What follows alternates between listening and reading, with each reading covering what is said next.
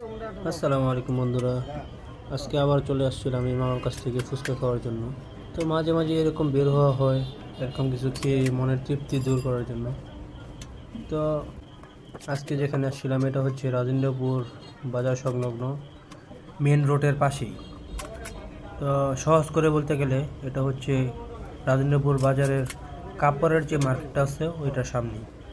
আর মামা এবং আমার ছোট ভাই তারা দুজনেই তাদের মনের কষ্টগুলো শেয়ার করতেছিলেন। যে আগে এই জায়গায় ডাট কোম্পানি ছিল, তো গাজীপুরের মধ্যে খুবই বড় একটি গার্মেন্টস ফ্যাক্টরি ছিল, যেখানে অনেক লোকের কর্মসংস্থানের ব্যবস্থা করা হয়েছিল। তো যে কোনো কারণে হোক সেটা বন্ধ করে দেওয়া হয়েছে। দুইজন এইসব প্রকাশ করতেছে। আমার ছোট ভাই করতেছে কারণ তার রুম ভাড়া হয় না, আর মামা প্রকাশ করতেছে কারণ ওই রকম আগের মতো বেচা বিক্রি হয় না। আসলে জীবনটাই এরকম, সুখ দুঃখ নিয়েই জীবনটাকে অতিবাহিত করতে হবে।